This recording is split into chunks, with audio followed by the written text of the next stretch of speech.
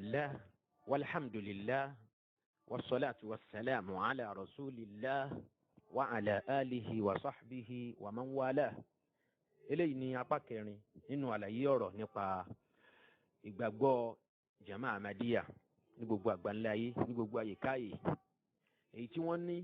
sí àwọn mùsùlùmí káàkiri àgbáyé. Irú ojú wo ni Ahmadiyya fi ń wo gbogbo mùsùlùmí lágbàńlá ayé? Òun náà ni ọ̀rọ̀ tí mo ti ń bá bọ̀. Èyí tí mo tún fẹ́ ṣàgbéyẹ̀wò ẹ̀ nínú àwọn àkọọ́lẹ̀ tó fi di ìgbàgbọ́ Ahmadiyya múlẹ̀, léyìí tó ń dá lórí wípé gbogbo ẹni tí ò bá ti nígbàgbọ́ nínú ànábì tàwọn tí í ṣe ànábì Ahmadiyya nìkan, ẹni náà kì í ṣe mùsùlùmí. Kódà kì bá gba gbogbo àwọn ànábì Ọlọ́run gbọ́ látòrí Ádámù títí tó fi dórí ànábì Muhammad sallallahu alayhi wa sallam. Ẹni náà bá yọ ànábì Ahmadiyya sílẹ̀ lọ́dọ̀ ọjọ́ Ahmadiyya, wọ́n gbà wípé onítọ̀hún ò tíì jẹ́ mùsùlùmí. Ẹni náà sì ní láwọn abòmí nínú àwọn ìwé wọn, wọ́n á sọ pé yóò ṣe gbére nínú náà ni. Láwọn abòmí wọ́n á sọ wípé àwọn ò sọ pé yóò wọná lálìkìyámà, ṣùgbọ́n onítọ̀hún yẹn kèfèrí ni. Èyí owó àwí nínú ẹ̀. Tá bá tún wo ìmí nínú àwọn ìwé wọn, pàápàá jùlọ ìwé Blessings of Khilafat, ìwé tí wọ́n pè ní tí í ṣe ẹ̀dà òyìnbó ìwé tí wọ́n pè ní Barakat Khilafa, èyí tí gẹ́gẹ́ bí wọ́n ṣe kọrúkọ ẹni tó kọ, òǹkọ̀wé wọn Hadrat Khalifatul Masih number 2 Mirza Bashiruddin Mahmud Ahmad. Wọ́n ní lẹ́nu wọn, wọ́n ní may Allah be pleased with him. Ìwé ẹ̀ tí ó kọ nínú ìwé yìí, a tún fìdí ẹ̀ múlẹ̀ bákan náà nípa àgbàgbọ́ Ahmadiyya lórí ọ̀rọ̀ tá à ń sọ lọ wípé àníṣe gbogbo mùsùlùmí pátápátá tí wọ́n wáyé lẹ́yìn ìgbà tí Ghulam Ahmad ti wá sáyé, yálà wọ́n bá ló gbà ní o àbí wọ́n ń ṣẹ̀mí lẹ́yìn Ghulam Ahmad títí dijọ́ gbéǹde alkiyama, gbogbo ẹni tí ó bá gbórúkọ Ghulam Ahmad tí ò bá nígbàgbọ́ nínú ẹ̀ gẹ́gẹ́ bí ìkànnù àwọn ànábì Ọlọ́run tóun náà dàbí àwọn yòókù tí ó yàtọ̀ fún wọn, onítọ̀hún jama Ahmadiyya gbà wípé ojúlówó kèfèrí hánrán òun náà lẹ́ni náà. Ẹ jẹ́ ká tẹ̀síwájú nínú èyí tí mo rí yanjú nínú apá kẹta àwọn ọ̀rọ̀ tó ti ṣíwájú. Òun náà lọ̀rọ̀ nípa kíkírun lẹ́yìn mùsùlùmí, kí lójúlówó gbàgbọ́ Ahmadiyya gan, léyìí tá a fìdí ẹ̀ múlẹ̀ lẹ́kùnrẹ́rẹ́ pẹ̀lú ìwé lọ́nà tí ò ṣeé pè nírọ́ àfẹn tó bá ń tan rẹ̀ jẹ, wípé gbàgbọ́ Ahmadiyya náà ni wípé èèwọ̀ ni fún Ahmadi láti kírun lẹ́yìn ẹni tí kì í bá ṣe Ahmadi. Bákan náà nínú àwọn tí mo kà nípa jama Ahmadiyya, òun náà lọ́rọ̀ nípa wípé èèwọ̀ ni fún wọn láti fi ọmọbìnrin wọn fi ṣe ìyàwó fún ọkùnrin tí kì í bá ṣe Ahmadi. Ọ̀rọ̀ yìí náà a ti ń gbọ́ tipẹ́tipẹ́ náà, ṣùgbọ́n ọ̀rọ̀ àtẹnudẹ́nu gbà mí Yorùbá ní ọ̀rọ̀ òkèèrè tí Yorùbá lé kan àsìdín kan, bí Yorùbá lé ó lè dín. Mo gbìyànjú láti wádìí ọ̀rọ̀ náà dájú kí n lè bá a mọ kí ní í ṣe òótọ́ ọbẹ̀, láti lè fi àwọn ọmọ ìyá mi nínú ẹ̀sìn Islam láti lè fi wọ́n lọ́kàn balẹ̀. Ìwé Blessing of Khilafat ti Bashiruddin Mahmud Ahmad tí í ṣe khalifa ẹlẹ́ẹ̀kejì lẹ́yìn Ghulam Ahmad, tí í ṣe ọmọ Ghulam Ahmad gan-an fún rẹ̀, òun náà sì lẹ́mí ẹ̀gún jù tó tún kọ jama Ahmadiyya ní àgbáńlá ayé lásìkò ẹ̀ jù. Ní ojú ewé page 94, ní page 94 yẹn ìbẹ̀lẹ̀ ti rí àkọlé tí wọ́n kọ pé marriage is essential, pé kálọ́kọ káláyà yìí ohun tó ṣe pàtàkì nínú ìgbésí ayé ọmọ ẹ̀dá ènìyàn ni. Ó sọ ń bẹ̀, only the reason is the relationship with non-Ahmadis is not amicable. Ó ń try láti justify kí ló fà táwọn fi hánà kí obìnrin Ahmadi kó fi ẹni tí kì í ṣe Ahmadi kó fi ṣọkọ. Gẹ́gẹ́ bí ìṣe Ahmadiyya àtàwọn òǹkọ̀wé wọn yìí, àwọn táwí wọn yìí elétekéte ni wọn, hum duhat bilhai, eléte ni wọn wà kọ́nì nípa àgbékalẹ̀ àti dáhùn sí allegation táwọn yẹn bá fi ń kàn wọn. Wọ́n á da ọ̀rọ̀ rú tí ó já sí wípé tẹ́ ẹ̀ bá gbìyànjú ẹ lè má rí ní tẹ́ ẹ fẹ́ mú àbókodoro mú nú ọ̀rọ̀ wọn, wọn ní lọ straight. Irú ẹ̀ náà làwọn Ahmadiyya káàkiri lẹ́rí tí wọ́n ń ṣe lé nísìn lórí WhatsApp, lórí íńtánẹ́ẹ̀tì, lórí gbogbo ẹ̀. Kódà tí Dr. Said mẹ́yìn náà, a ní wọn kì í lọ sàn án. Ọ̀rọ̀ ni mo ń sọ bí mo ṣe ń sọ yẹn, mo fẹ́ rò pé ọlọ́mọ ṣe wà lákòótọ́ bá nu bí mi ò ti mọ̀rọ̀ sọ tó àgbékalẹ̀ mi yóò tètè yé ni tí bá ní ọ̀rọ̀ wà ń bí báyìí ẹ kíyèsí ẹ bá wo ẹ bá bẹ́ẹ̀ mo mú ní ẹsẹẹsẹ torí pé mi ò fẹ́ dà pọ̀ ọ̀rọ̀ náà pọ̀ púpọ̀ tọ́rọ̀ bá ti di ọ̀rọ̀ onígbàgbọ́ Ahmadiyya ó ṣeé ṣe kó jásí pé ọdún kan àti sọ̀tàn bẹ́ẹ̀ ni o nínú tí jama burúkú yìí tí wọ́n dálẹ̀ sí ara àlùmọ́ anabi Muhammad sallallahu alayhi wa sallam sọ̀pọ̀lọpọ̀ ìyẹn nù ṣùgbọ́n káwá lè ba àlàkù bí aburú wọn òun náà la ṣe ń sọ ní tà ń sọ yìí liyunzira bihi wa man balag ọlọ́run fẹ́ ká mú ọ̀rọ̀ wọn ọlọ́run ká mú dógóńgó ká fi jíṣẹ́ fún gbogbo ayé kó lè yé wọn yékéyéké kó wọ́n bá sí wípé àgbọ́ àbáàmà kó wọ́n bá sí yẹn bẹ́ẹ̀ kí ìyá má bàa jẹ wọn wájú ọlọ́run. ó ń gbìyànjú láti sọ wípé n tó fà táwọn ṣe ń fọmọ fún ẹni tí kì í ṣe Ahmadi ó náà ni wípé ìbáṣepọ̀ Ahmadi ìyẹn jama Ahmadiyya àtàwọn mùsùlùmí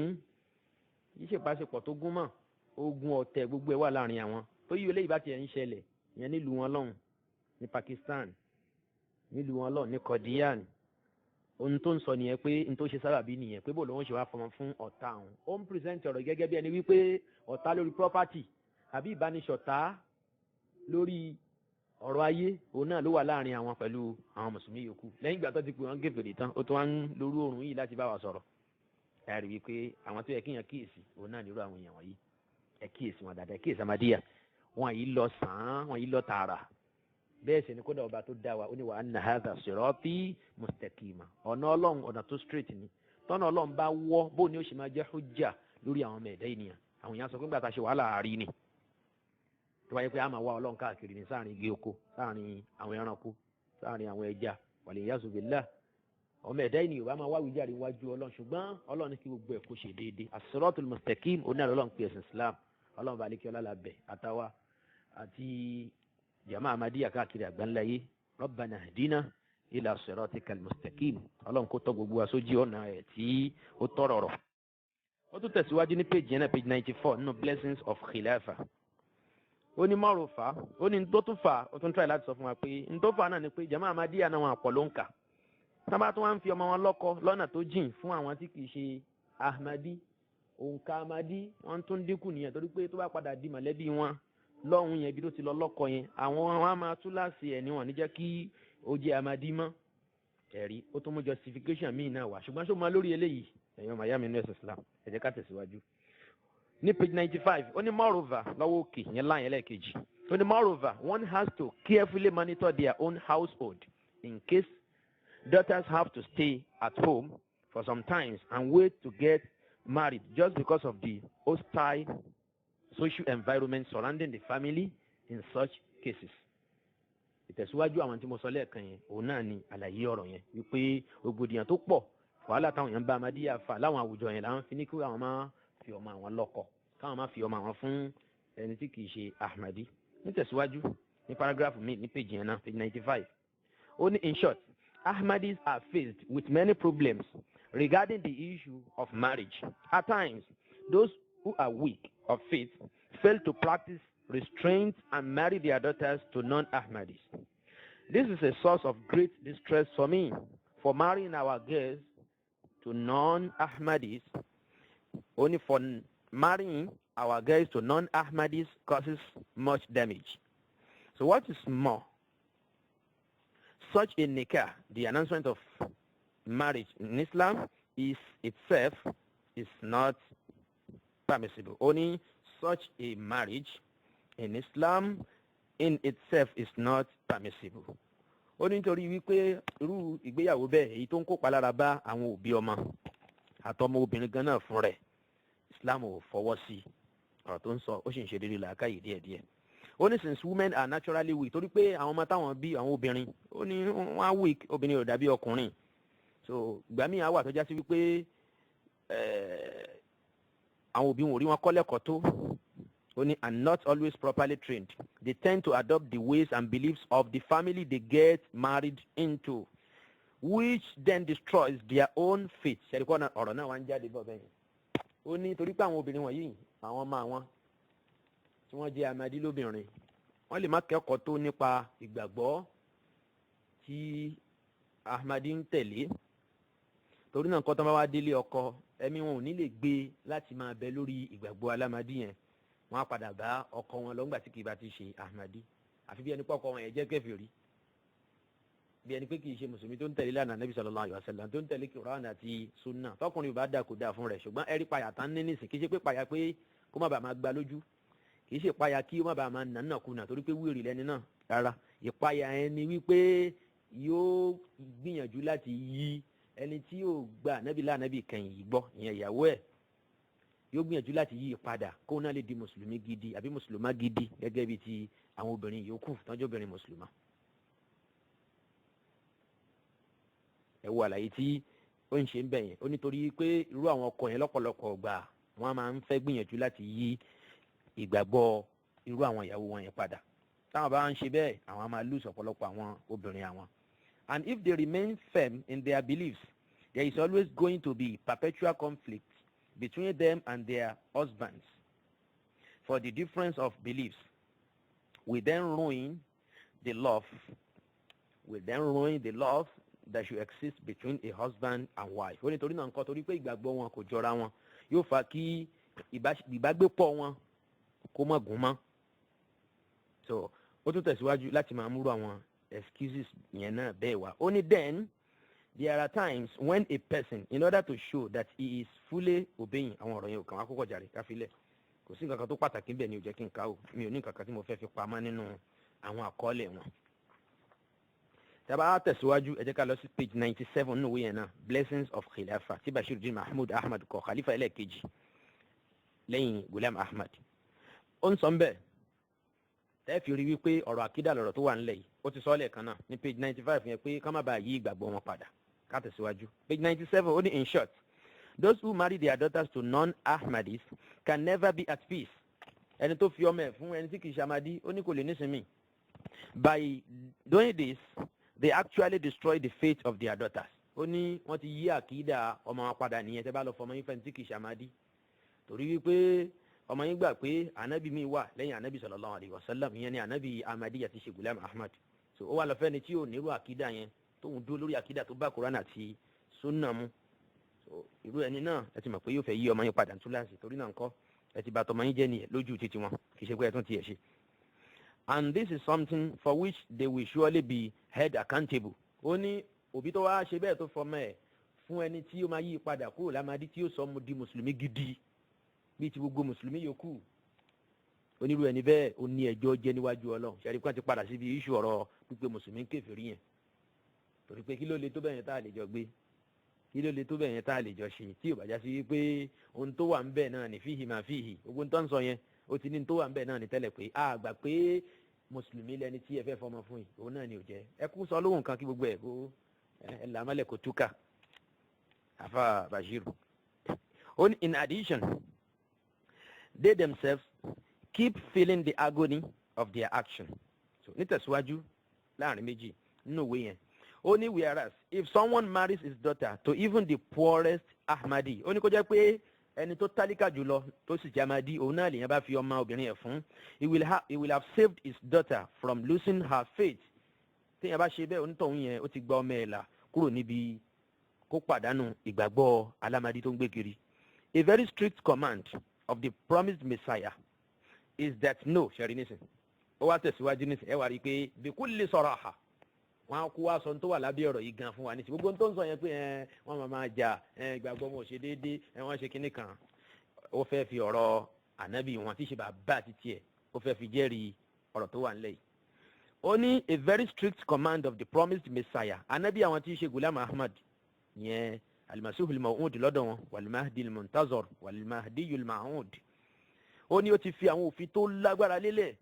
Òfin náà sì ní wípé is that no Ahmadi should marry his daughter to a non-Ahmadi. Ṣẹ̀rí nísìn wọ́n sì ti sọ fún wa tẹ́lẹ̀ pé títẹ̀lé Ghulam Ahmad nínú gbogbo àṣẹ gẹ́gẹ́ bóun náà ṣe sọ fún wa nínú àwọn ẹ̀kọ́ tá a ti kọ́ síwájú nínú àwọn fọ́nrán ọ̀rọ̀ yìí. Òun náà ní wípé fala wa rabbika la yu'minun hatta yuhakkimuka fima shajara baynahum thumma la yajidu fi anfusihim harajan mimma qadayt wa yusallimu taslima. Nínú ẹ̀kọ́ tá a ti kọ́ tẹ́lẹ̀ náà ni pé Ghulam Ahmad ti sọ tẹ́lẹ̀ wípé èèyàn lè máa jẹ́ Ahmadi lásán kó sọ pé òun nígbàgbọ́ ní Ọlọ́run gbà nábì gbọ́ kó wá fi àwọn àṣẹ òun lẹ̀ kó má tẹ̀lé bó ti lu àyà Kùránì yẹn fún rẹ̀ Kùránì chapter 4 verse 65 wípé a gbọ́dọ̀ gba gbogbo ìdájọ́ tóun bá dá torí náà nǹkan nísìn báwo lẹni tí yóò jẹ Ahmadi báwo ni yóò ṣe fọmọ ẹ̀ fún ẹni tí kìí ṣe Ahmadi nígbà tá ànábì ẹ̀ ti fòfin kalẹ̀ so kí ló dé tí ọmọ Ghulam Ahmadu dààmú ààrẹ tó bẹ̀rẹ̀ sí ní parabulate láti try láti yí ọ̀rọ̀ yẹn padà láti mú sáwọn mùsùlùmí lọ́pọlọ lágbàáyé pé kì í ṣe pa n discriminate against anybody a kàn ń fear fún àwọn ọmọ obìnrin wa yìí náà ni so kí wọ́n má lọ change faith wọn gbà tán bá padà délé ọkọ so kí àwọn grudges àwọn oríṣiríṣi bẹ́ẹ̀ kó má bàa má ṣẹlẹ̀ láàrin àwọn àtàwọn ọkọ wọn tẹ̀rí níparí nísìnyí mo sọ fún wa lẹ́yìn ní àwọn ọ̀rọ̀ tó ti kọjá lọ wípé sakata dahron wà náà tọkọ kufron táwọn Lárúbáwá ṣe máa ń sọ nígbà tó lọ tó bọ̀ títí ọ̀rọ̀ burúkú náà ló padà jáde lẹ̀ ẹlòmíì adákẹ́ sí ẹ rò pé bàbá ń ronú ni nígbà tí ó bá padà wàá gbé ọ̀rọ̀ jáde báyìí yóò kàn la nǹkan náà mọ́lẹ̀ yóò kàn túká pẹ́ ni ẹ rí i pé kò bá làákà yìí mu ni nígbà míì ìdákẹ́ kò ṣàǹfààní wàká ìntàrọ̀ ẹlẹ́kọ̀ọ́ ó ní wàká ìntàrọ̀ gẹ́gẹ́ bó ṣe wà nù al-Maqtu'atul Adabiyya Sheikh Adam bóyá nù orin Zuhairu bin Ibn Abi Sulma kan náà wọ́n ṣùn ara òun yẹn òun náà ni ó ní wàkàyìn tààrọ́ min samitin laka mujibin ziyadatuhu aw nuqsanuhu fi takallumi wàkàyìn tààrọ́ min samitin laka mujibin ziyadatuhu aw nuqsanuhu fi takallumi ẹlòmí adákẹ́ sí èèyàn máa rò pé tí ó bá padà sọ̀rọ̀ báyìí àfi bí ẹni pé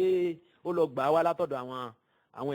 ẹ̀dá ńláńlá kan ni ní kọ̀rọ̀ bí ẹni kó máa gé ibù nígbà tí ó bá sọ̀rọ̀ báyìí òun tọ̀ yẹn yóò kàn já wálẹ̀ lójú yẹn ni pé àti èrò pé tiẹ̀ nílà káyìí ni àṣẹ tiẹ̀ gbádùn rárá lẹ́kàn adákẹ́ bí ẹni pé ń gbà wá yìí ohun tí ọmọ Ghulam Ahmadu tó ṣe nìyẹn ó padà wá jáde nísìnyí wípé ọ̀gá àwọn ti fòté lé bàbá tó bí òun lọ́mọ bàbá rí tóun náà sì ń jẹ́ ọmọ rí fún àwa ti máa rú ọmọ tó jẹ́ ó ti fi òté lé wípé èèwọ̀ ni fún yín láyé yín ẹ gbọ́dọ̀ jẹ́ kí ọmọbìnrin yín kó fẹ́ ẹni tí kì í bá ti ṣe Ahmadi ṣẹ̀rí kó dòfin eléyìí kú lábàá ó ti dòfin ni torí tọ́gà wọn bá ti sọ àníṣẹ́ títẹ̀lé ni kódà wọ́n tẹ̀lé tí Ghulam Ahmadu sọ ju ní tànàbí Muhammad sallallahu alayhi wa sallam sọ lọ wàláhi làásì wọ́n tún máa jiyàn yẹn náà ṣùgbọ́n ẹni bá tọ́dí ìgbésí ayé wọn á mọ̀ wípé wọ́n fi ànábì wọn fi ṣeré wọ́n pàtàkì ẹ̀ púpọ̀ wọ́n bàbàrà ẹ̀ púpọ̀ kódà ju iṣẹ́ ànábì sallallahu alayhi wa sallam lọ nítorí wá ṣe láyé lọ ìyẹn a lè gbẹ̀tàn jẹ pẹ̀lú kí Dr. Saheed Tìmẹ́yìn máa sọ kó máa fi kárí ọlá Muhammad sallallahu alayhi wa sallam salam náà ni kárí ọlá Muhammad salam sọ báyìí ìyẹn kọ́ gbogbo ẹni tí ń ka àdìsí ànábì kọ́ ló gbọ́ yé gbogbo ẹni tó ń fọ̀rọ̀ ànábì ṣe rí òun náà kọ́ lànábì ó sọ pé òun máa rí bẹ́ẹ̀ ni torí pé ìpìlẹ̀ ti wó ìyẹn bá máa pariwo kárí ọlá Muhammad salam kárí ọlá Muhammad salam nígbà 100 nínú kẹsẹ̀tì kan fúnra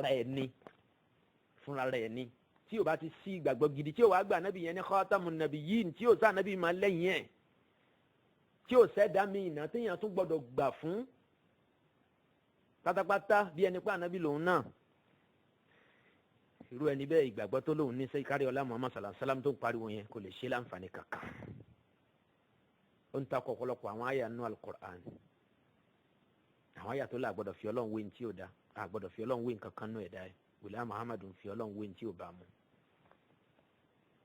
Ghulam Ahmad ń pò wọn àtọ́lọ́ àwọn jọ ń pàdé nínú vision àwọn jọ ń ṣe nǹkan kan papọ̀ wọn àtọ́lọ́run ẹ padà máa gbélé gbọ́ insha Allah ta'ala nígbà tọ́rọ̀ bá dà bẹ́ẹ̀ ó ní therefore it is incumbent upon every Ahmadi to follow this guidance ṣàrí nísìn nígbà tó ga ti lè fi òté lé wípé ẹ má fọmọ yín fẹ́ntì kì bá ṣe Ahmadi ó ti di dandan fún gbogbo Ahmadi láti tẹ̀lé àṣẹ náà to follow the command of the promised Messiah.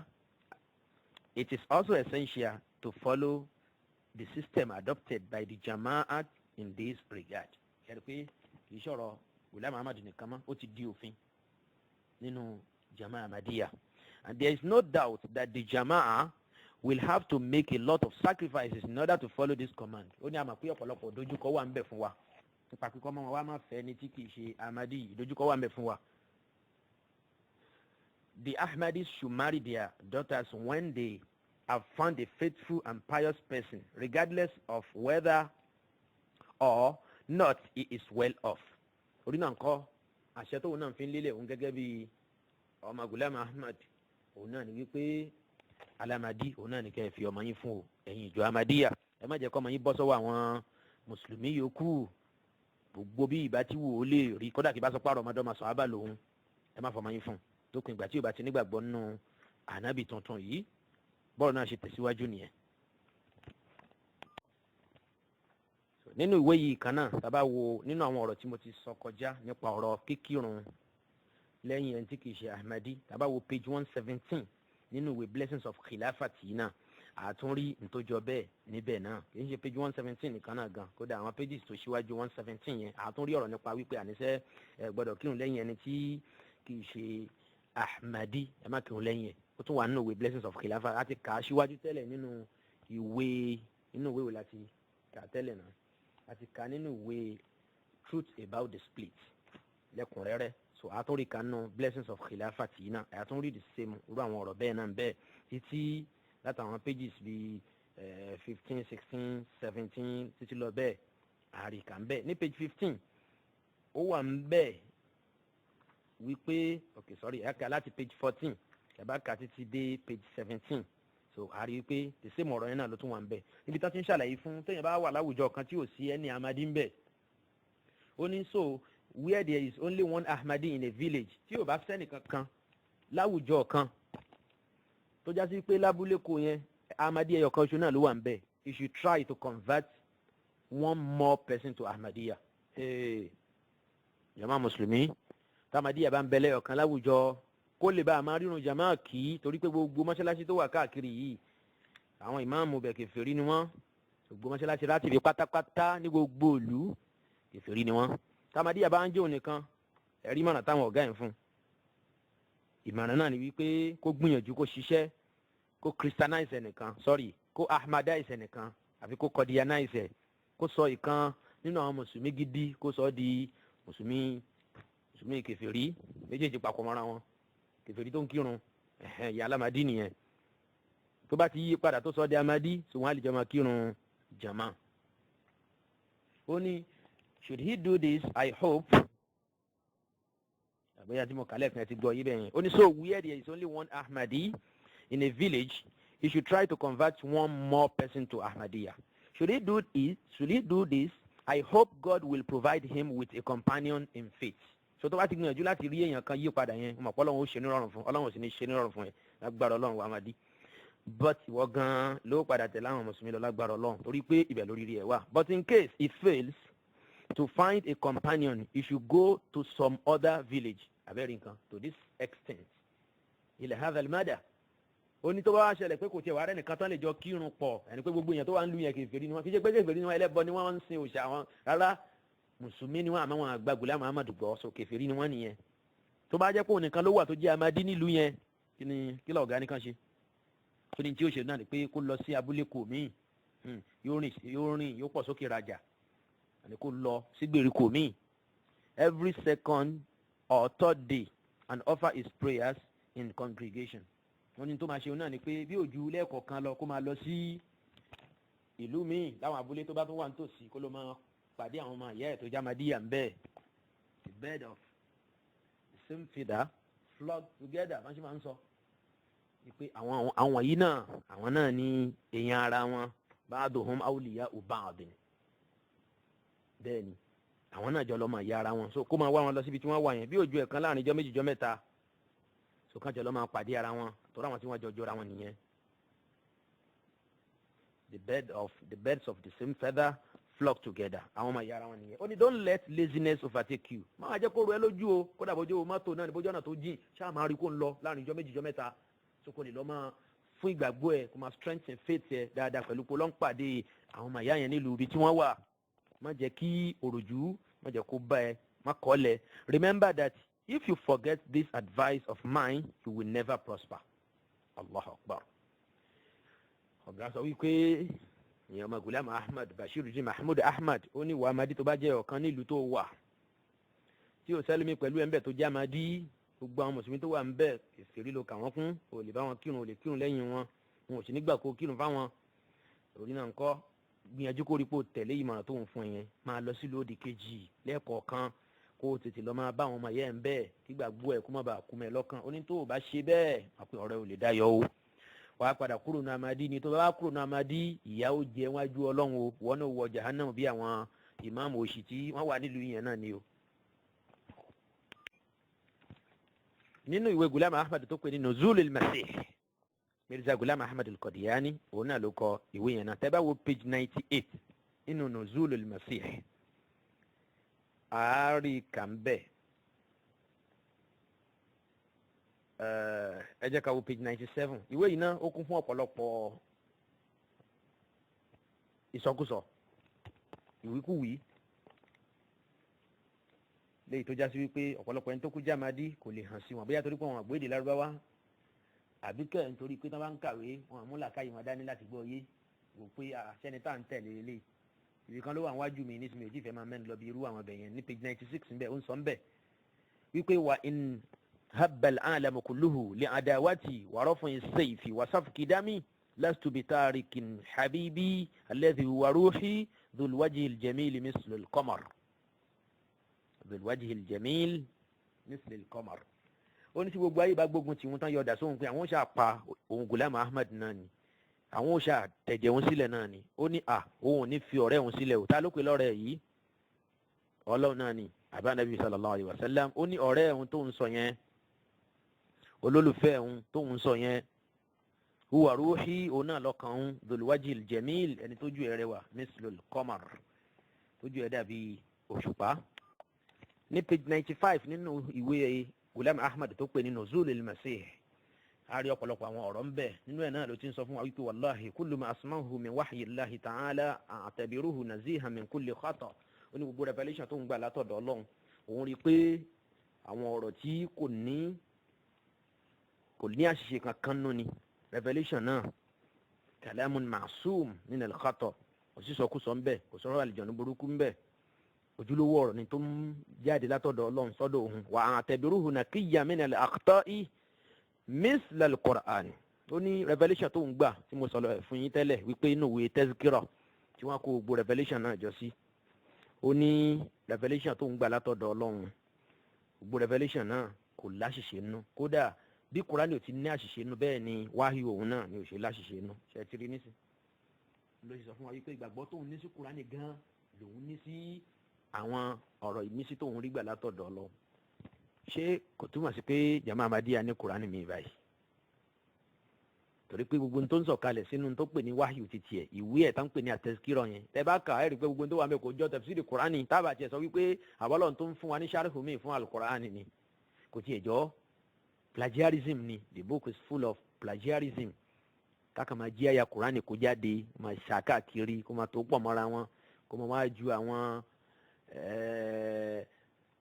àsọkúsọ tíṣe ìtọ́nù ń kó sí lágbárí kó máa jù sáàrin ọ̀rọ̀ Ọlọ́run díẹ̀díẹ̀ òun náà ni gbogbo nǹkan tí à ń rí bẹ́ẹ̀ ẹ̀rí nísìn onígbàgbọ́ tóun ní sí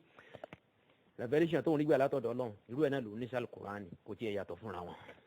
bí Kùránì ò ṣe láṣìṣe wáhíù tóun náà gbà látọ̀dọ̀ Ọlọ́run kò láṣìṣe àwọn ọ̀rọ̀ náà ń jáde lẹ́nu Ọlọ́run báyìí ó ń bọ́ sí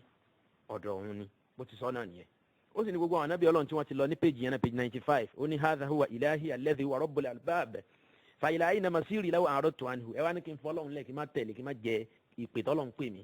ó ní bolẹ̀ fẹ́ kí n lọ́ngbà yẹn gan ó ní la shakka annahu qad khala anbiya'un kathirun ọ̀pọ̀ àwọn anábì Ọlọ́run wọn ti lọ síwájú tèmi wọ́n pọ̀ gan látòrí Adam tí tó fi dórí Muhammadu sallallahu alayhi wa sallam ó ní walakinni ẹ má gbọ́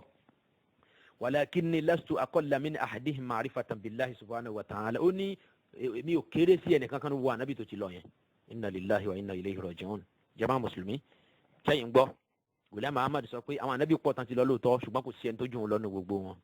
inna lillahi wa inna ilayhi raji'un ẹ máa tó ń fi lọ́kàn balẹ̀ tó fi ń sọ bẹ́ẹ̀ nínú ìgbàgbọ́ ẹ̀ náà ni wípé Muhammadu sallallahu alayhi wa sallam náà tún lòun wípé méjìlá ànábì wá sáyé ó wá ń wá àkọ́kọ́ ìwà ẹ̀kejì tá ànábì wá sáyé òun náà ni wà tó wá ní wà súra òhun Ghulam Ahmad wal iyazu billah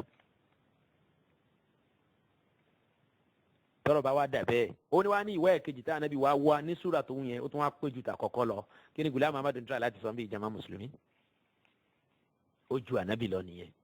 bẹ́ẹ̀ ni ó kàn sọ pé òun ò kéde sẹ́nìkan ni òun gan ju ànábì sallallahu alaihi wasallam òun gan ju wọn lọ gẹ́gẹ́ bí a ṣe padà pàdé ẹnu àwọn àkọọ́lẹ̀ míì náà ẹ jẹ́ ká má tẹ̀síwájú kí má kú ní abala ọ̀rọ̀ nípa pípe mùsùlùmí ní kèfèrí àti abala ọ̀rọ̀ nípa kíkírun àbí ṣíṣe eléwọ̀ fún Ahmadi láti kírun lẹ́yìn ẹni tí kì í bá ṣe Ahmadi. ní page 97 ó wà ń bẹ̀ wípé ó ń bú ẹnìkan náà wọn tí ó ń bá ṣe fàǹfà náà fáwọn mùsùlùmí tán fi lọ́rùn sílẹ̀ tó ń fún lésì ó ní laqad tarakta sabila taqwa ìwà fẹ́ẹ́sù yìí ó ti fojú ọ̀nà bẹ̀rù Ọlọ́run sílẹ̀ fa'ud ila sawabika tètè yá padà kó yára ẹ̀ ńlá káyì kó rí bọ́lọ́hún ẹ̀ ṣe fẹ́ kó rí ya man huwa maqtu'un min Allahi ta'ala tamaman ìwọ tọ́lọ́run ti gbé jìnnà sí àánú rẹ̀ yẹn pé ó ń pe àfààyàn ní kèfèrí nìyẹn torí ẹni tí bá ti jẹ́ kèfèrí òun náà lọ́lọ́run gbé jìnnà sí àánú ẹ̀ wal iyazu billah Ọlọ́run kó má gbé wa jìnnà sí àánú ẹ̀. mo ti fẹ́ tẹ̀síwájú ní kíákíá kí n bọ́ sínú ìwé mi nínú ìwé Jama Ahmadiyya ìwé tí mo fẹ́ lò nísìn òun náà ni ìwé wọn tán ń pè ní The Essence of Islam The Essence of Islam volume 4 òun ni mo fẹ́ lò báyìí ìwé yìí The Essence of Islam wọ́n kọ sí abẹ́ pé extracts from the writings, speeches, announcements and discourses of the promised Messiah Hadrat Mirza Ghulam Ahmad of Qadian, may peace be upon him yẹn pé alayhi salam yẹn ìwé eléyìí Ghulam Ahmad gangan kọ́ ló kọ ṣùgbọ́n àwọn kan náà àwọn onímọ̀ wọn nínú Ahmadiyya wọ́n ṣa àwọn ọ̀rọ̀ wọ̀nyí jọ káàkiri tó jẹ́ ọ̀rọ̀ Ghulam Ahmad àwọn ọ̀rọ̀ ẹ̀ gan tó gbélé ayé sọ àwọn tó kọ́ lẹ̀ àti bẹ́ẹ̀ bẹ́ẹ̀ lọ wọ́n wá ṣe àwọn oríṣiríṣi ọ̀rọ̀ táwọn kà kún ojúlówó ọ̀rọ̀ àwọn ẹ̀dọ̀kí ọ̀rọ̀ wọ́n ṣàjọ sínú ìwé tán pè ní The Essence of Islam yìí page 4 ń bẹ̀ volume 4 nínú ìwé yẹn ó dà pé volume 5 ni ìkẹrin nínú ẹ̀ òní mo fẹ́ lò yìí àti máa padà débi àwọn yòókù náà nígbà tá a bá ń sọ àwọn ọ̀rọ̀ mi insha Allah ta'ala àwọn pages tí mo fẹ́ lò nínú ìwé yìí òun náà ni àwọn pages wọ̀nyí page 45 page 50 page 85 page 86 page 87 page 88 and page 96 àwọn tí mo fẹ́ lò nínú ìwé yìí òun nìyẹn ẹ jẹ́ ká mú díẹ̀ díẹ̀ ń bẹ nípa kí la fẹ́ fààyàn ń bẹ gan òun náà ni wípé àníṣe ògbó ẹni tí ó gbà fún Ghulam Ahmad àlójúlówó kèfèrí ló ń tọ̀hún yẹn page 45 nínú ìwé The Essence of Islam volume 4 ó wà ń bẹ̀ wípé denial amounts to disobedience of the holy prophet ó ní wípé ìṣàìnígbàgbọ́ nínú Ghulam Ahmad kò túmọ̀ sí nǹkan kan bí ó ṣe pé ìṣàìnígbàgbọ́ nínú anabi Muhammad sallallahu alayhi wa sallam ṣe ń rí i pé gbogbo tí mo ń sọ látẹ̀kan ní ti ó ń túra wọn Ghulam Ahmad sọ pé ẹni tí ò bá gbà fún un tó ń yẹ kò gbà fún anabi Muhammad sallallahu alayhi wa sallam kó má rò pé ọmọlẹ́yìn anabi rẹ̀ lòun o ẹ̀yin bàbá ẹ̀yin ìyá nílẹ̀ Yorùbá ẹ̀yin àfa wa ilẹ̀ rò pé ń ṣẹlẹ̀ yìí gan-an irú àwọn ìjọ wọ̀nyí lájọ ń gbé ládùúgbò irú àwọn ìjọ wọ̀nyí lájọ wà láwùjọ irú àwọn ìjọ wọ̀nyí lájọ ń gbé nínú ìlú kan náà ìmáàmù mélòó lárí ẹni tí lárí tó ń tiẹ̀ ń fi díẹ̀ táwọn èèyàn létí nípa irú àwọn ọ̀rọ̀ wọ̀nyí lórí mímbàrí àbí mo lóye káwọn èèyàn ti kẹ́kọ̀ọ́ ìgbìmọ̀ bí ò bá ṣorí àwọn mímbàrí tọ̀rọ̀pọ̀ ò lè ṣe ká má lọ jímọ̀ ọjọ́ mẹ́jọ àìmọye mùsùlùmí Friday and Friday Muslims tó bá yá sí pé lẹ́ẹ̀kọ̀ọ̀kan àtàwọn olólùmbó àbí handbills àbáwọn leaflets oríṣiríṣi tó ṣàǹfààní nípa ọ̀rọ̀ yìí òun náà la bá ṣe tá à ń pinlẹ̀ ogun mùsùlùmí lọ́wọ́ ogunlọ́gọ̀ thousands tó ń lọ sáwọn central mosque wọ̀nyí ọ̀pọ̀lọpọ̀ èèyàn á ti máa burú wọn ṣùgbọ́n ṣe ló ṣe ní láàánú púpọ̀ wípé ó dàbí ẹni wípé àwọn aṣíwájú láwùjọ ó dàbí ẹni pé àfọkàn sáwọn agbọ́nrin wọ̀nyí Ọlọ́run kó ṣàlékún tọ́sọ́nà fún àwọn aṣáájú àtàwọn mẹ́yìn tó bá tásìkò tó bá ń kírun láwọn central mosque tó jẹ́ Ahmadiyya ẹ̀ tún rí ọ̀pọ̀lọpọ̀ mùsùlùmí àwọn ọlọ́kadà onítaxi onímárúwá ọ̀pọ̀ wọ́n ti páàkì sí ojú ọ̀nà wọ́n ti wọ mọ́ṣáláṣí Ahmadiyya lọ kírun wọ́n rò pé mùsùlùmí bí ẹgbẹ́ tàwọn òun náà làwọn tí àwọn ń kírun lẹ́yìn wọn nínú ìlú tá a wà ṣé kò yẹ ká ṣègbìyànjú kí awareness wà ẹnu díẹ̀ tá a tún ṣe yìí náà ló tún bí ẹlòmíín nú ẹnì kan sì ní bínú sírú eléyìí bí ó ṣe pé ẹni táyìsàn wà nú ọkàn ẹ̀ torí pé ń bo Ahmadiyya gbàjọ ẹni sàn àní wọ́n ní kèfèrí ni wọ́n gan fún rẹ̀ ó dẹ̀ tún gbèjà wọn àtiwọ́ àtàwọn aṣáájú ẹ̀ àtàwọn àfáà tó kọ́ ẹ̀ ń kíw tí wọ́n àgbà pa ànábì mi wà lẹ́yìn ànábì sallallahu alayhi wa sallam táwọn ò sì gbàgbọ́ ní Ghulam Ahmad Ahmadiyya ní keferi ní gbogbo yín òkè ṣó wá yẹ ká wà nínú ẹni tí yóò máa gbèjàrú èèyàn báyìí kí mùsùlùmí ká fàtà ní tilé tó kó lágbàáyé ká kíyèsí irú àwọn ọ̀rọ̀ tá à ń sọ wọ̀nyí ọ̀rọ̀ olówó iyebíye ni o ẹ dì í mú o àní ẹ kó wá kẹ́ ẹ rà á ẹ ṣáà gbìyànjú tó bá ti dé ti gbọ̀yìn ẹ gbọ́ lẹ́kùnrẹ́rẹ́ ẹ jọ́ ti àwọn pages yẹn sílẹ̀ torí wípé ó máa ń di fàǹfàǹ gbà míì àkànṣọ́ ní sọ pé kí mùsùlùmí kan lè gbọ́ kò ní rọrùn láti máa claim pé àfa àkànṣọ́ báyìí nínú kíṣẹ̀ ti báyìí that's not enough as an evidence ẹ ní láti tún kọ sílẹ̀ pé page báyìí ni àwọn wàá ṣọ́nà bí page yẹn bí ó ṣe tẹ̀yìn lọ́wọ́ ẹ sì photocopy ẹ̀ pẹ̀lú sílẹ̀ mélòó báyìí ẹ kó nǹkan yín sọ́wọ́ ẹ wí báyìí àkọọ́lẹ̀ rẹ̀ kó tó kún Ahmadiyya tó bá tún wí wájú yín torí náà kọ́ ẹ kíyèsí nínú ìwé yẹn ní page 45 nínú the essence of Islam wà ń bẹ̀ pé ó ní as I am the promised Messiah and God has openly manifested heavenly signs in my support. Everyone who in the estimation of God has been sufficiently warned regarding my advent as the promised Messiah and has become aware of my claim will be accountable to God. For no one can turn away with impunity from those who have been sent by him. Onítorí náà kó gbẹ́ni tó bá ti gbọ́ wípé Ọlọ́run sọ pé Messiah ń bọ̀ nígbẹ̀yìn ayé Messiah náà ló dé ìhun Ghulam Ahmad tẹ́ni náà tó wáyé ìpadà sí ohun tí ó tẹ̀ lóhun kẹ́ni náà mọ̀ wípé ìyà ẹlẹ́ta ìlérò ń dúró de ohun níwájú Ọlọ́run wal-iyāzu billah. This sin is not against me but against the holy prophet. Ó ní àìgbà fóun kì í ṣọ́ ọ̀ràn kékeré lonítọ̀hún dá ìràn ó dáràn ńlá torí pé ó ṣe ànábì Muhammad sallallahu alayhi wa sallam for whose support I have been sent ẹni tí Ọlọ́run náà wá sáyé kóun lè wá ràn lọ́wọ́ Ọlọ́run náà wá sáyé kóun lè wá ran ànábì Muhammad sallallahu alayhi wa sallam lọ́wọ́ wípé ànábì ó jẹ́ afọ́jú àbí ànábì làákàyè ò mú tó àbí ànábì kò ríṣẹ́ Ọlọ́run parí màá tún padà ká fún yín gbà tá a bá ń kà ń bò mí nínú ìwé ẹ̀ ibi tó ti ń sọ fún wa pé Islam ó bẹ̀rẹ̀ gẹ́gẹ́ bí ìlétésù kalẹ̀ hilal ẹ̀sìn Islam wá padà wá di òṣùpá ọjọ́ kẹrìnlá léyìí tó kágbá pátápátá àfi àsìkò òhun kí ni Ghulam Ahmad ń sọ yìí Ghulam Ahmad ló wá parí iṣẹ́ ànábì sallallahu alayhi wa sallam ànábì ò parí iṣẹ́ tọ́lọ̀ ń dẹ̀ sọ́nà al-Qur'an Quran chapter 5 verse 3 wípé al-yawma akmaltu lakum dinakum òun ní Islam ò parí ó ní bada al-Islam kal-hilal máa ma kà fún yín gbà tá a bá padà dé agbọ́nrin yẹn nígbà tá a bá ń sọ àwọn ọ̀rọ̀ míì yẹn nípa ọ̀rọ̀ ìgbàgbọ́ Mirza Ghulam Ahmad ṣùgbọ́n tá à ń díìl pẹ̀lú ẹ̀ ládùúgbò gbọ́dọ̀ tá a ti ń sọ bọ̀ láì máa yẹ wákàtí láwọn ní wákàtí tó pọ̀ yìí òun náà lọ nípa pípe mùsùlùmí ní kèfèrí àtọ̀rọ̀ kíkírun lẹ́yìn ẹni tá a ti pè ní kèfèrí àtọ̀rọ̀ fífi ọmọ fún ẹni tí a ti pè ní tí Ahmadiyya ti pè ní kèfèrí òun náà ni mò ń sọ. ó ní ẹni tí ó gbà fóun ànábì ló ń tọ̀hún yẹn ṣe he who does not accept me disobeys not me but him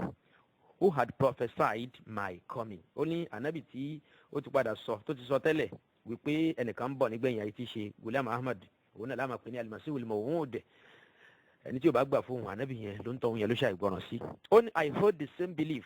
with regard to believing in the holy prophet as well. ó ní irú ìgbàgbọ́ tí mo tún ní náà nìyẹn o nípa wípé àìgbà fún mi tí sọ̀yàn di kèfèrí yẹn bẹ́ẹ̀ náà ní tí yóò bá gbà fún ànábì Muhammad sallallahu alayhi wa sallam náà ìyẹn náà ó di kèfèrí ṣẹ́rí. mo ṣe ń sọ fún yín láì máa yẹ gbà pé ẹ̀rí bí Ghulam Ahmad ṣe tó rẹ̀ sí sáfù gbogbo àwọn ànábì Ọlọ́run. kí ni Dr. Said fẹ́yìn dẹ̀ fẹ́ wí lẹ́yìn gbogbo tí mo ti sọ yìí mi ò mọ ẹnìkankan síwájú mi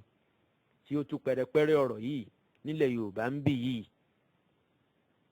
insha Allah ta'ala ní dèdè bí màmí ṣe máa mo gbìyànjú mo wá sọ̀tún wá sósì ṣùgbọ́n mi tí ì rí ẹ̀kúnrẹ́rẹ́ báyìí láti fìdí ẹ̀ múlẹ̀ báyìí sọ Ọlọ́run kó bá a san bó ṣe ń sọ lásọ̀tún sọ Ọlọ́run kó bá a san Abu Rahima Mikael ní ìlú Ìbàdàn Ọlọ́run kó bá a san ní ẹ̀san olóore kó jẹ́ kẹ́mi wọn ó gùn kó ṣọkú òǹbí àpadà sí aburú àtàwọn àti àwọn náà so èmi náà gbìyànjú láti tẹ̀síwájú mi tí wọ́n bá ìgbìyànjú títí wọn dé lórí ọ̀rọ̀ Ahmadiyya so bí mo ṣe gbé yẹn mò ń kà nínú àwọn ìwé yẹn gan kó má bàa dàbí ẹni wípé wọ́n kàn ń kó ti àwọn ìwé kan àkàntì ẹ̀ mọ́ ibi tí ọ̀rọ̀ náà wà mo tún sọ wípé kódà àwọn ìwé náà à ń ní ìfẹ́ni tí ó bá fẹ́ kà ó ní he who has heard of the call of the holy prophet and has been made aware of his advent and who in the estimation of God has been sufficiently apprised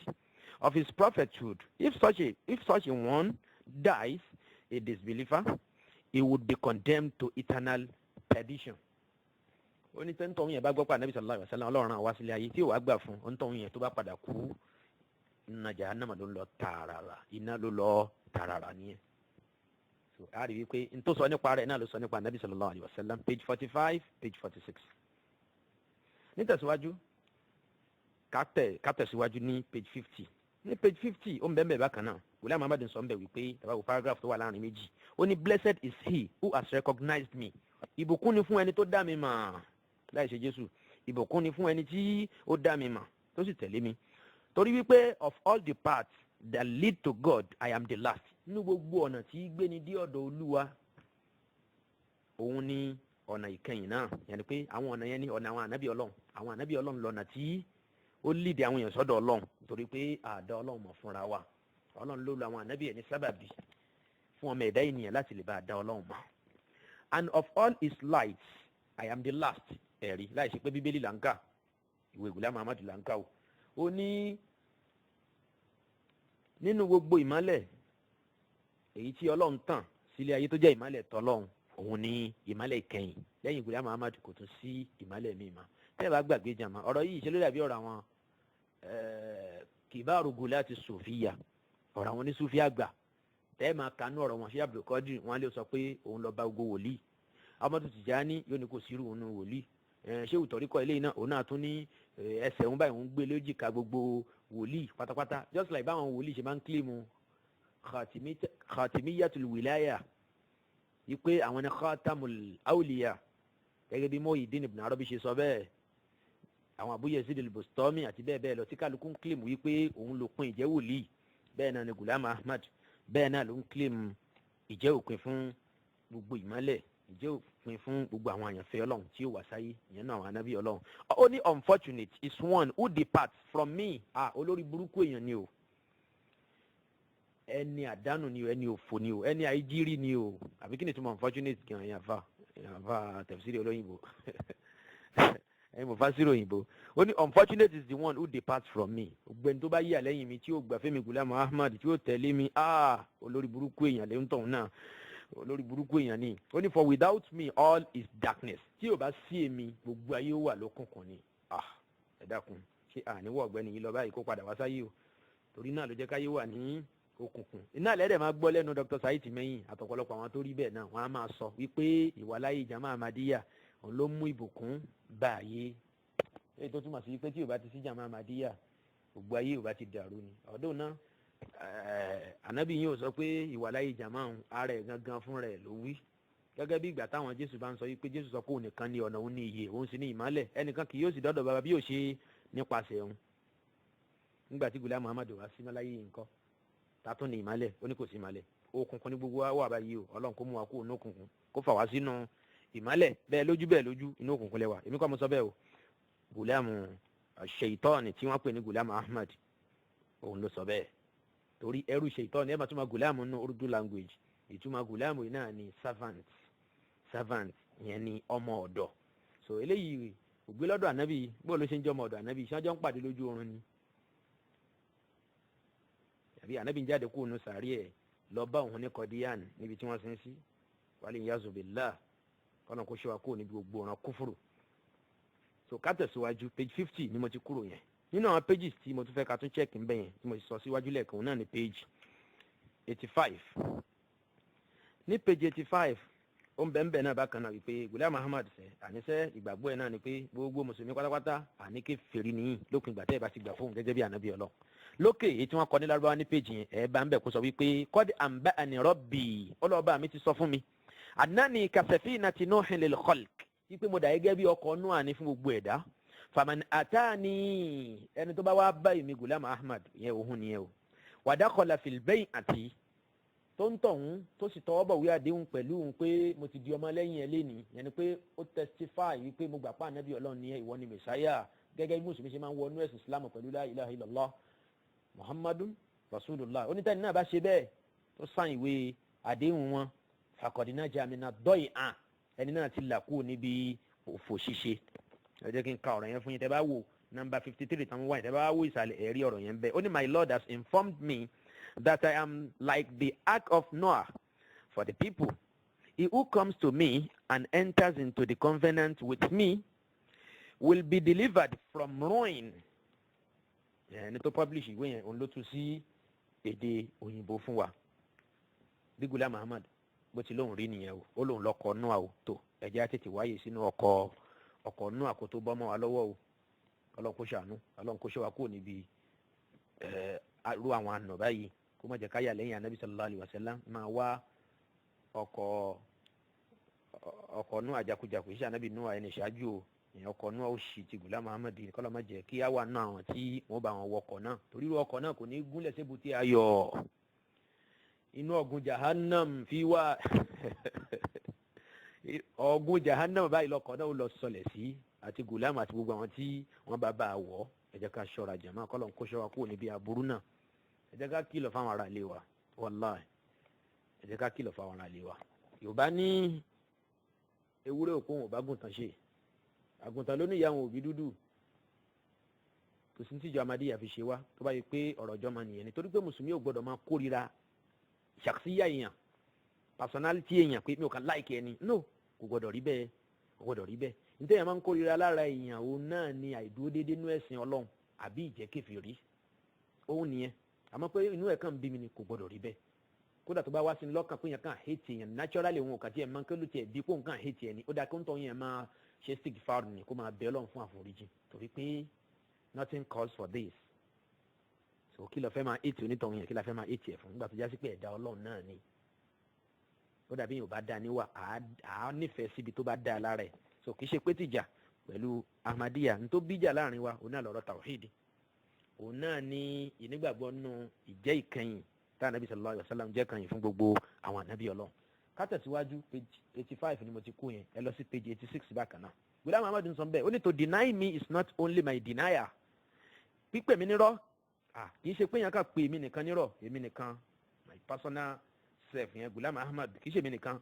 but is the denier of Allah and his messenger ìpè mí nírọ́ túmọ̀ sí ìpè Ọlọ́run àtòjíṣẹ́ nírọ́ for he who holds me to be a liar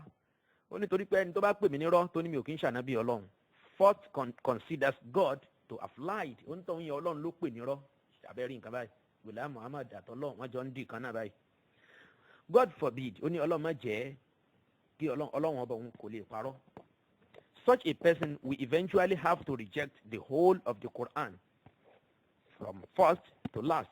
ó ní irú ẹni bẹ́ẹ̀ náà kì í ṣe òun nìkan ló pè nírọ́ torí pé irú ẹni bẹ́ẹ̀ ó ní láti pe gbogbo ọ̀rọ̀ Ọlọ́run ọba àlekè ọlá kó pè nírọ́ kó pe alukuran nírọ́ lásìbẹ̀ títí dé parí. Reflect then how serious a thing it is to deny me. tó bá wá rí bẹ́ẹ̀ tó já sí pé ìpè mi nírọ́ túmọ̀ sí ìpè Ọlọ́run nírọ́ ó túmọ̀ sí ìpè ànábì ẹ̀ nírọ́ ó túmọ̀ sí ìpè alukuran ọ̀rọ̀ Ọlọ́run láti alifu títí dé ya ẹ̀ nírọ́ ẹ wá wo irú ọ̀ràn wo lẹ rò pé ẹni tó pè òun nírọ́ ẹ̀rí ó tún jẹ́ kí ọ̀rọ̀ yẹn kó tóbi lójú wa gan kẹ́rù lè máa bà yín èèyàn má bẹ̀rù o ẹ má bẹ̀rù o torí ẹni tó ní ọ̀rọ̀ yìí ó ti parun dànù tipẹ́tipẹ́ Ọlọ́run ti ní kí kọ́lẹ́rà pa dànù ní 1908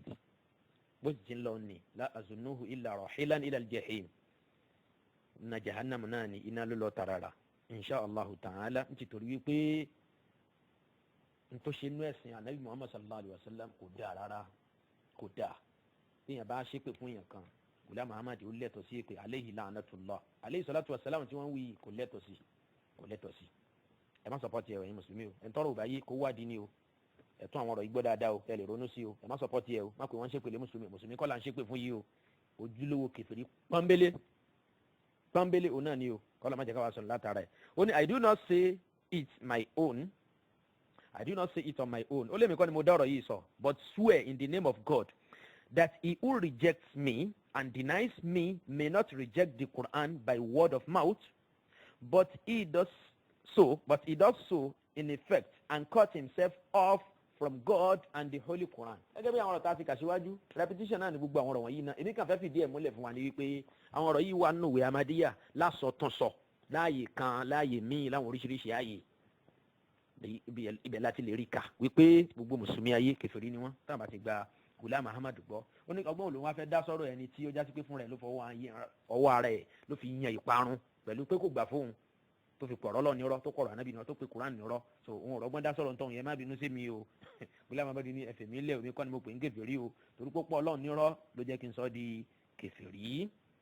bákan náà àtún tẹ̀síwájú nínú ká lọ sí page 87. Ghulam Ahmad ń sọ ní page 87 bákan náà àtúnrí ń bẹ́ẹ̀. Ó ní it is God's design.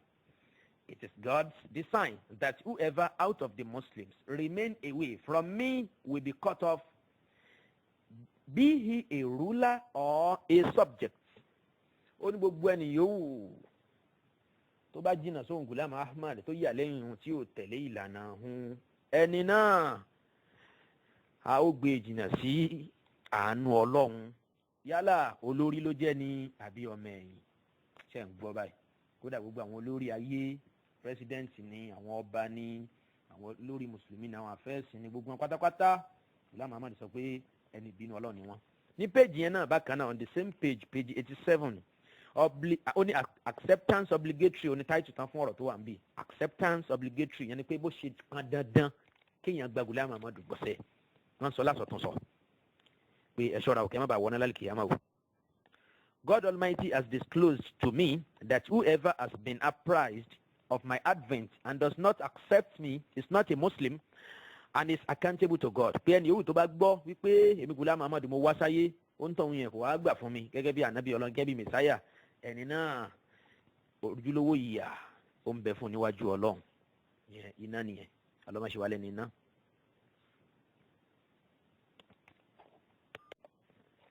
tó nígbà tá a ti mọ ewu tó wà níbi àìgbà ànábì Ghulam Ahmad ìyẹn ànábì ìjọ Ahmadiyya, tá a ti mọ ewu tó wà níbi àìgbà gbọ́ gẹ́gẹ́ bí ànábì Ọlọ́run, ẹ̀tún wa gbọ́ o ètò kan nísìn ni pé ẹ wá mọ oríire tó wà níbi ìgbà fún gẹ́gẹ́ bí ànábì Ọlọ́run wàlẹ̀ yazubillah. Ó ní blessings of accepting the promised Messiah. Àwọn ọmọlẹ́yìn àwọn ọmọ táìtù yẹn wá bẹ̀ ní page 96. Ó ní he who accepts me accepts afresh all the prophets and their miracles. Ẹni tó bá gbà fún Ghulam Ahmad bí ìgbà tó ṣẹ̀ṣẹ̀ tó gbà fún gbogbo àwọn ànábì Ọlọ́run ni, torí pé kò gbà fún wọn tẹ́lẹ̀ lójúlówó tó bá yọ wọn sílẹ̀ tí ó gbà fóun. Ó ṣẹ̀ tún ń tọ́ yẹn ṣẹ̀ di born again ni, ó tó di àtúnbí. And he who does not accept me will lose his earlier faith also. Ó lẹ́ni yòówù tó bá kọ̀ òun sílẹ̀ tí ó gbà fóun tó wá lóun gbà fún gbogbo àwọn ànábì Ọlọ́run tó ti ṣíwájú. Má ṣe pọ̀ tó ló ń kà látàyè Adam tó fi dórí ànábì Isa alayhi salatu wassalam. Ó ní ẹni náà látara ìgbà fóun Ghulam Ahmad yóò pàdánù ìgbàgbọ́ tó ní sí gbogbo àwọn ànábì Ọlọ́run tó ti ṣíwájú yẹn. For he possesses only tales and no personal experience. Torí pé ń tọ̀hún yẹn ìgbàgbọ́ tó ní ó jẹ́ ìgbàgbọ́ kan tí kò ṣùwọ̀n, kò kojú òṣùwọ̀n, kò tó, kò rí àríwòye, kò gba ànábì sọ́hìbù zaman, ànábì gbẹ̀yìn ayé, ànábì wàlẹ̀ asúrì yìí kò gbà gbọ́. Ẹni náà ò gba ohun Ghulam Ahmad gbọ́. Ó ní torí náà nǹkan ó ní I reflect the image of God. Bẹ́ẹ̀ tí ń wo òun yìí aṣojú Olúwa lòun o, àwòrán Ọlọ́run lòun sì gbé wá sí ilé ayé. I reflect the image of God. Òun ṣàlàyé fáráyé àbí ká sọ pé òun ṣàlàyé fáráyé kí ni Ọlọ́run ń jẹ́ gan fún rẹ̀. Ó ní he who comes to me and accepts me will see afresh the God concerning whom other people have only tales to tell. So ó tẹ̀síwájú bẹ́ẹ̀ láti máa ṣàlàyé àwọn ọ̀rọ̀ yẹn lọ síwájú wípé I am the light ní paragraph tó tẹ̀lé ìtàn sọ yẹn page 96 yẹn náà. Ó ní I am the light for this age of darkness. Gbogbo ayé tó wà ní òkùnkùn yìí èmi ni ìmọ́lẹ̀ ayé náà, ó dé lódì ìmọ́lẹ̀. Wọ́n ní gbogbo ayé tó wà ní òkùnkùn yìí òun lòun wá sọ ayé di ohun tí yóò máa bẹ nínú ìmọ́lẹ̀ gbére. Ọlọ́run kó ṣe wá kúrò nínú irú ìmọ́lẹ̀ burúkú ti Ghulam Ahmad al-Qadiani. So wọ́n ní díẹ̀ tó nù nǹkan oníkan màá tún gbé ìwé The Essence of Islam volume 4 màá gbé yẹn náà sẹ́gbẹ̀ẹ́ kan kálíbà mú oko bòmíì lọ. Nínú ìwé tẹ́díkírọ̀ ìyẹn tẹ́díkírọ̀ títí èdè òyìnbó, tẹ́díkírọ̀ yẹn ní English rendering of the divine revelations, dreams and visions vouchsafed to Hazrat Mirza Ghulam Ahmad of Qadian, the promised Messiah and Mahdi on whom be peace. Yẹn ni ìwé tẹ́síkìrà yẹn eléyìí òun ni wọ́n kọ lédè òyìnbó tó ń jẹ́ ẹ̀dà sí èdè òyìnbó títí èyí tí a lò síwájú. So tá bá wo náà òun yẹn náà ní page 471 ẹ̀rí ń bẹ̀ pé ó ń fìdí ẹ̀ múlẹ̀ náà wípé ní ìsàlẹ̀ ń bi footnote 516 yẹn ẹ̀rí ń bẹ̀ wípé nínú tí mo ti sọ síwájú ẹ̀ bá òun náà ń bẹ̀ náà. Bákan náà tẹ́ bá tún tẹ̀síwájú náà pages tí a tún nídìí nínú yẹn náà tẹ́ bá wo page 475 tún rí the same thing náà ń bẹ̀ níbi tí Ghulam Ahmad tó ti ń lo àwọn àyà oríṣiríṣi wípé ọlọ́run àlekè ọlá ó sọ wípé òun ni orúkọ òun tí ó ga jùlọ òun sì lẹ́gẹ́ bíi tàwhídì ọlọ́run náà àwọn ọ̀rọ̀ tá a ti sọ síwájú kò kàn fìdí ẹ̀ múlẹ̀ bẹ́ẹ̀ yẹn pé ó tún wà nù English version ìwé àtẹ́síkìrọ̀ náà ní fẹ́ni tí ò bá lè ka èdè lárúbáwá kódà ó tún sọ níbì kan náà gan wípé ìpè ọlọ́run ọba àlekè ọlá ó fún un ní kún fàyàkún àti bẹ́ẹ̀ bẹ́ẹ̀ bẹ́ẹ̀ lọ so ó dẹ̀ ń kí àwọn èèyàn ń lọ wípé ẹ ṣọ́ra ní page 476 wípé ọlọ́run ọba àlekè ọlá sọ wípé ẹ̀yin tẹ́ jẹ́ kèfèrí wọ̀nyí kúlíyà ayyuhal kuffar ó ní ọlọ́run sọ fún un ní page 476 pé ẹ̀yin kèfèrí yìí kúlíyà ayyuhal ẹ̀bẹ̀rì kì í ṣe yá ayyuhal lazina amanu mọ́ kúlíyà ayyuhal kì í ṣe yá ayyuhal muslimuna mọ́ kúlíyà ayyuhal kuffar gan òun ló wà nínú Revelation tí Ghulam Ahmad tó lóun rí gbà lọ́dọ̀ ọlọ́run wípé ọlọ́run ní ẹ̀yin àfáànlẹ̀ Yorùbá League of Imams and Alpha gbogbo àwọn àfáà gbogbo àwọn ìmáàmù àfọ oníjàlábí missioners àfáà sunna tẹ̀blígì gbogbo yín ọlọ́run ní kó òun sọ fẹ́yìn fún gbogbo yín lápapọ̀ àti gbogbo ayé gbogbo mùsùlùmí tẹ́lẹ̀ gba Muhammad bọ̀ ẹ̀ nígbà fóun Ghulam Ahmad ẹ̀tàn ayín ni o ọlọ́run ní kó òun dojú ọ̀rọ̀ yìí kọ́ yín pé kúlíyà ayyuhal kufaru kúlíyà ayyuhal kufaru inni mina sadiqina inni mina sadiqina pé ọlọ́run ní kó òun sọ fún yín pé olódodo ni mí o ẹ gbà mí lódodo ẹ má pè mí nírọ́ o lórí ẹ̀yin kèfèrí burúkú yìí o ẹ gbà o bó ti rí nìyẹn kódà ń bò mí náà gan ó tún sọ ń bẹ̀ náà ní page 477 ó wà ń bẹ̀ pé inna arsalna ahmada ila qawmihi fa'aradu wa qalu kadhabun ashir abẹ́rì àyà kùránì náà ní gbogbo lẹ́rí pé tó ń pa lójú dà tó ń lò síbi tí tó tẹ́ lọ́rùn yẹn bákan náà tẹ́ bá wo page 483 náà ẹ̀ tún rí ọ̀rọ̀ tí mo ti sọ síwájú tẹ́lẹ̀ yẹn àyà Quran chapter 4 verse 65 yẹn àyà fala wa rabbika ẹni bá káyà yẹn yóò rí i pé àyà yìí ìtumọ̀ ẹ̀ lágbára púpọ̀ kò sẹ́ni kan tá a lè lò fún náà àlùmọ̀ yìí bí ó ṣe anabi Muhammad sallallahu alayhi wa sallam torí ẹni tá a lò fún yóò jẹ́ pé anabi òtítọ́ ni látọ̀dọ̀ Ọlọ́run torí pé ntọ́lọ́ nsọ́ ń bẹ̀ ni wípé ká tẹ̀lé anabi ní lórí gbogbo àṣẹ tí ó bá pa wá ṣùgbọ́n ẹnjìníà Ghulam Ahmad tó ẹnjìníà tó dọ́kítọ̀ afkar burúkú wọ̀nyí àwọn kùfùrìyàtì wọ̀nyí ó jí àyà yẹn múnú Kùránì ó fi sínú ìwé tẹ́síkìrà ẹ̀ pé kó lè bá a máa mú àwọn ọmọlẹ́yìn ẹ̀ kó lè bá a máa mú wọn ní kó lè bá a máa gbé wọn gàn kó lè máa mú wọn ní bọ́ọ̀lọ̀ ó lu àyà yẹn kí ọ̀rọ̀ ẹ̀ kó lè bá a tẹ̀sùn nínú etí wọn ó ní Ọlọ́run sọ pé kó ń sọ fún yín pé ẹ tẹ̀lé mi o tẹ́ ẹ bá fẹ́ parun ẹ má pè mí nírọ́ o wàlẹ̀ yá subìlá bí mo ṣe gbé tíra tàbí ìwé tẹ́síkìrọ̀ bí mo ṣe gbé yẹn náà sílẹ̀ òun náà nìyẹn ká tún lè bá tẹ̀síwájú nínú àwọn àyè tó kù lórí ọ̀rọ̀ ìgbàgbọ́ Ahmadiyya nípa wípé gbogbo mùsùlùmí pátápátá kèfèrí ni wọ́n torí pé wọn ànígbàgbọ́ nínú ànábì títà wọn tí í ṣe Ghulam Ahmad al-Qadiani eléyìí láti fi múlẹ̀ nínú ọ̀pọ̀lọpọ̀ àwọn àkọọ́lẹ̀ mo ti fẹ́ tẹ̀síwájú nínú ìwé mi báyìí ìwé tó kù tí a tún fẹ́ ṣàgbéyẹ̀wò ẹ̀ láti fìdí ọ̀rọ̀ tá à ń sọ lọ́wọ́ múlẹ̀ nípa wípé ìgbàgbọ́ Ahmadiyya ni pé kèfèrí ní gbogbo mùsùlùmí tá bá ti yọ ànábì Ghulam Ahmad tá bá ti yọ sílẹ̀ nínú àwọn ànábì Ọlọ́run tí wọ́n àgbà gbọ́ òun náà ni tíra an-nubuwwatu wal khilafa wa mughalatatu al-jam'iyyati al-ahmadiyyati al-lahuriyya ìwé yẹn àbíkẹ́ náà ìwé yẹn náà tún wà lédè òyìnbó wọ́n pè ní nubuwwat and khilafat prophethood and its successorship so èdè òyìnbó ẹ̀dá sí èdè òyìnbó ìwé yẹn òun náà nìyẹn inshallah ta'ala tó bá tún di ìpàdé tí ó ń bọ̀ á tẹ̀síwájú nínú ọ̀rọ̀ yìí kí a lọ wá ìwé yẹn sí tòsí an-nubuwwatu wal khilafa wa mughalatatu al-jam'iyyati al-ahmadiyyati al-lahuriyya so a tún fìdí ẹ̀ múlẹ̀ náà wípé bákan náà ni ọ̀rọ̀ náà ṣe rí nínú ìwé tá a wí yìí náà a rà sáré dárúkọ àwọn àyè bíi mélòó nínú ẹ̀ náà láti fìdí ọ̀rọ̀ tá à ń sọ látẹ̀kan láti fìdí ẹ̀ múlẹ̀ wípé ìgbàgbọ́ gbogbo Ahmadiyya ni o àti Ahmadiyya àti Qadian àti Ahmadiyya àti Lahore ìgbàgbọ́ gbogbo wọn òun náà ni àwọn ọ̀rọ̀ tá a ti ń sọ bọ̀ yìí bó tilẹ̀ jásí pé àwọn kan ń ṣe bí ẹni gbórí pamọ́ láti lè máa pe àwọn ọ̀rọ̀ náà nírọ́ tí ó sì sọgbọ́n tí wọ́n fẹ́ dá sí i wọ́n kàn jan pátá ni ìgbàgbọ́ gbogbo wọn lápapọ̀ òun náà ni ọ̀rọ̀ tá à ń sọ yìí tá a bá fẹ́ sápamọ́ síbì kan àwọn yòókù wọn náà ní wọ̀ wọ́n jáde inshallah ta'ala nínú ìwé tí mo fẹ́ bẹ̀rẹ̀ sí ní kà yìí an-nubuwwatu wal khilafa bẹ́ẹ̀ Allah subhanahu wa ta'ala gbogbo tí a bá ṣe sọ bá ń jásí àṣìsọ àbí àṣìgbọ́ àwọn ọmọ ẹ̀dá ènìyàn náà nínú ẹ̀ náà kọ́lọ́n kó foríjì ẹni tó ń sọ àbí Allah subhanahu wa ta'ala kó foríjì àwọn tí wọ́n ń gbọ́ kí ó má fi ẹ̀ṣẹ̀ wa kó má fi bí wá láyé kó wá ṣe àlékún ìtọ́sọ́nà fáwa mùsùlùmí kó sì bá wa ṣe ìtọ́sọ́nà sínú ẹ̀sìn Islam ní tuntun lọ́tún fún àwọn àjọ Ahmadiyya káàkiri gbogbo àgbáńlá ayé àti àwọn tí wọ́n bẹ ní ilẹ̀ Yorùbá wa yìí. subhanaka Allahumma wa bihamdik ashhadu an la ilaha illa ant astaghfiruka wa atubu ilayk wassalamu alaykum wa rahmatullahi wa barakatuh.